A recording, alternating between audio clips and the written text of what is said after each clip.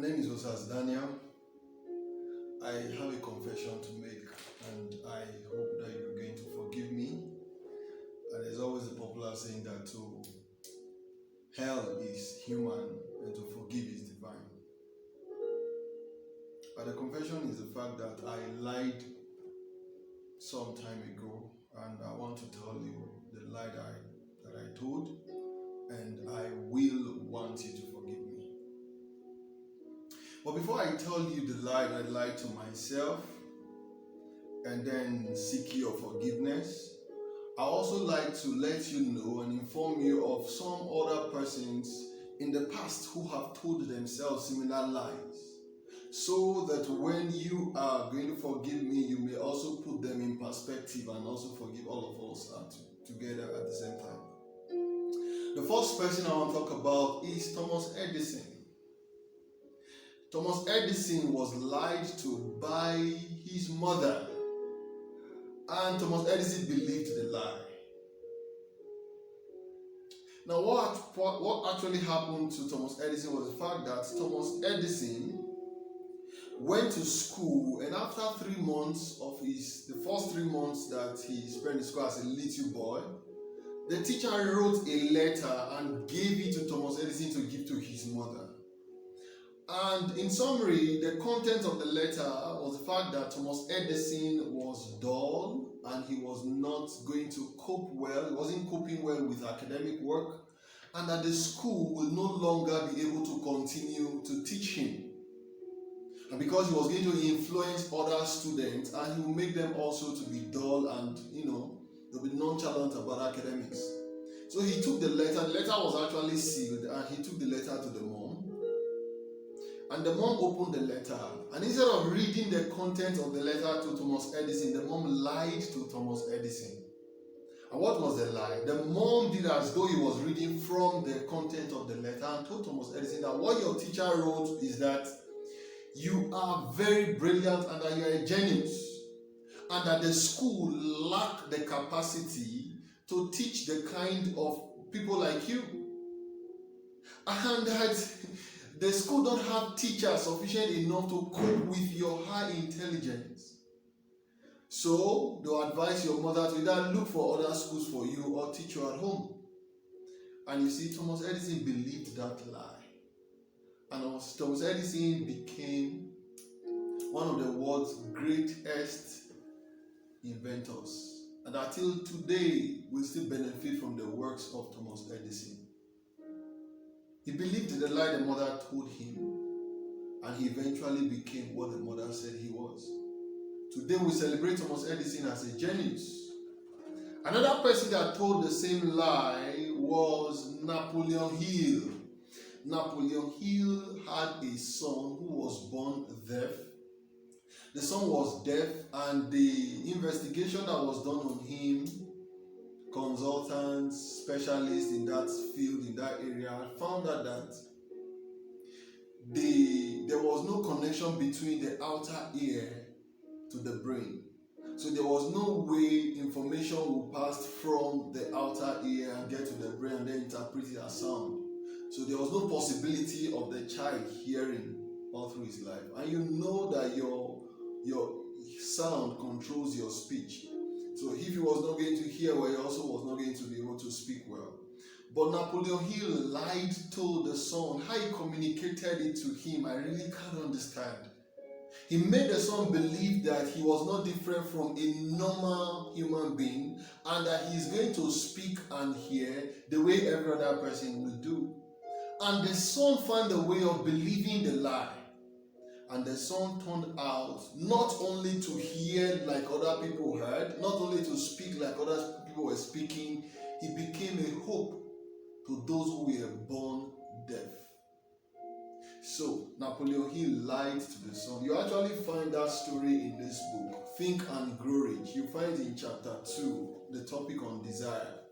He shared the experience there. So Napoleon Hill lied to the son, and the son believed the lie, and he became the lie that the father told him. Another person that also told the same lie or similar is Andrew Carnegie lied to Napoleon Hill. Andrew Carnegie was one of the world's richest men at that time. And then he was going to commission Napoleon Hill to investigate rich men in the society and to find out the secrets that has made them stupendous wealth. And that if that secret is placed on the hands of everybody, they'll have the opportunity and the chance or possibility of also becoming rich. So, but before Napoleon Hill started a journey, Andrew Carnegie told him that he should tell himself and do this exercise for 30 days. That he should tell himself that he is going to surpass his achievement. That Napoleon Hill will surpass Andrew Carnegie's achievement. Now, at the time we're talking about, Napoleon Hill was a young man, I think about 20-something as at that time. And he was, of course, he was not wealthy. And Andrew Carnegie was one of the wealthiest men.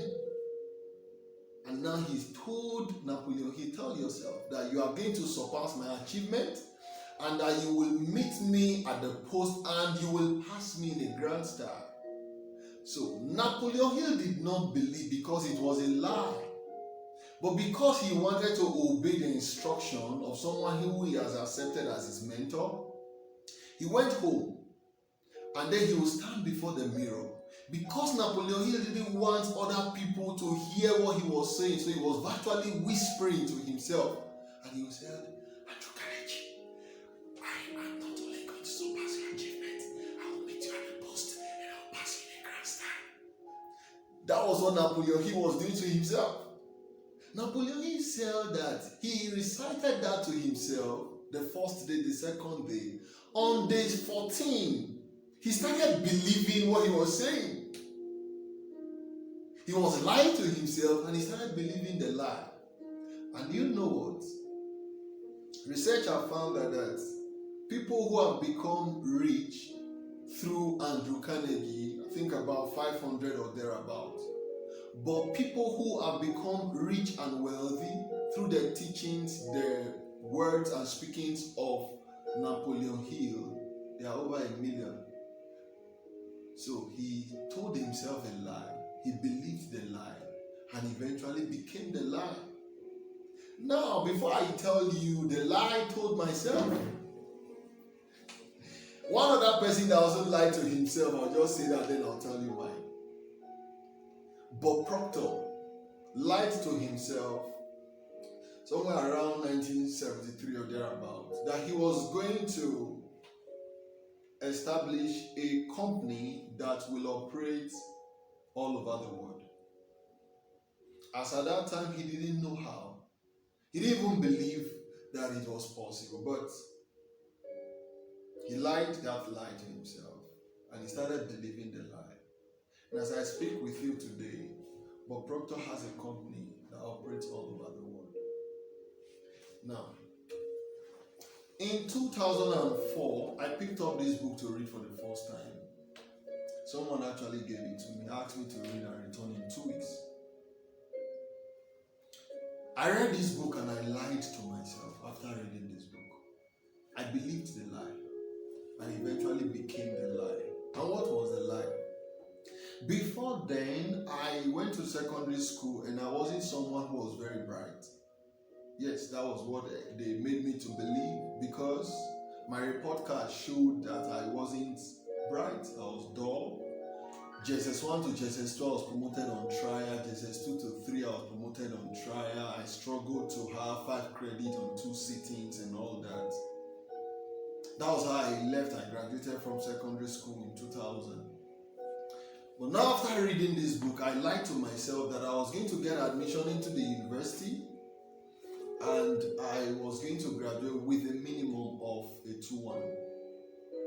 Now, for someone who was less than an average student coming out from secondary school to lie to himself that he will make a 2-1 in the university. Now, before then, I didn't know the course I was going to study. I didn't know the school that was going to give me admission.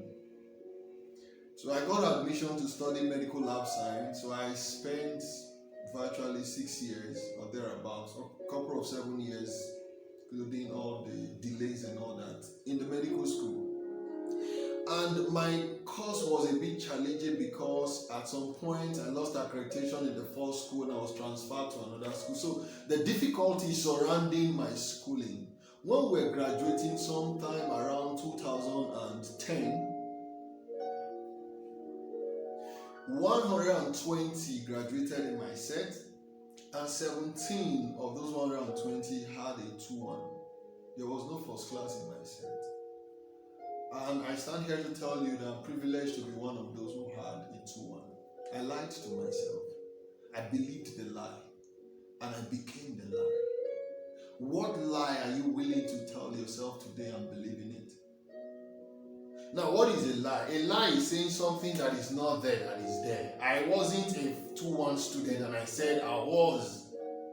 That was a lie. So it means that if you tell yourself today that you can make ₦1 million per month, if you believe it's sufficient enough, you will start making ₦1 million per month. Whatever you want to achieve in life, if you just tell yourself that yes, I want to do this, and this, I believe it, I believe I can do it, in no distant time you will. You will. Now, do you know we are actually products of so many things that have been told us, and actually most of those things that were told us were lies. We believed them and we are them. And one of them is the fact that money is difficult to come by. Money don't grow on trees. Money is, and that is the reason why people struggle all day to make money. Now, if we grow up being told that it's very easy to make money, we would have been making money very easily. Now, the language that is difficult for you to learn is the one you were not taught, is the one you didn't see people speaking when you were growing up. Do you know there are some people today that think that the language you speak is very difficult? Take for example, I'm from the south part of Nigeria,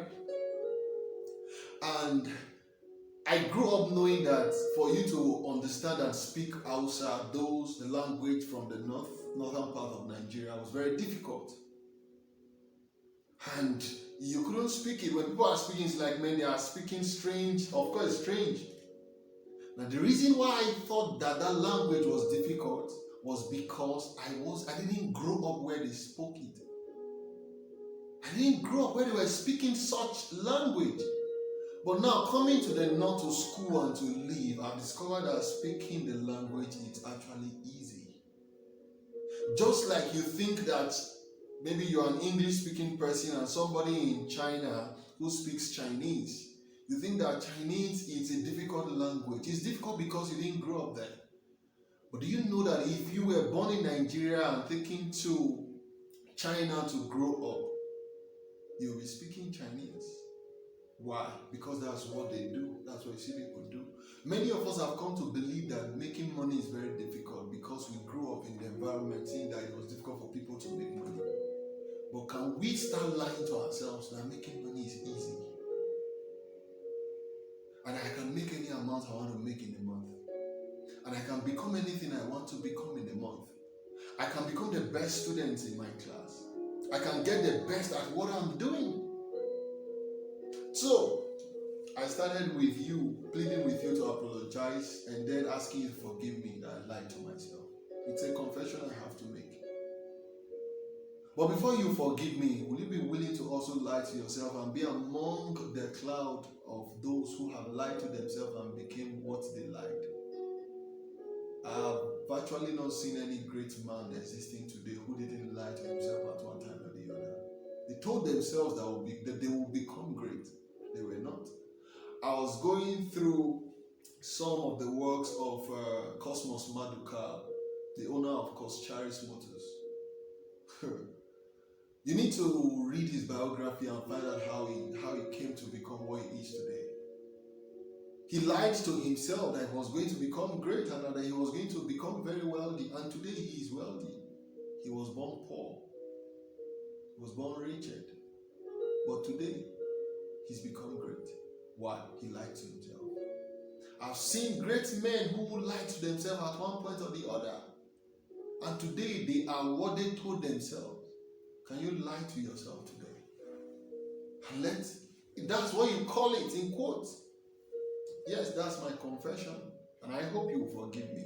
And when you tell your own lie, please do remind me and do tell me the lie you told yourself And when it come to pass, remind me that you lied to yourself, you believed it, and it came to pass.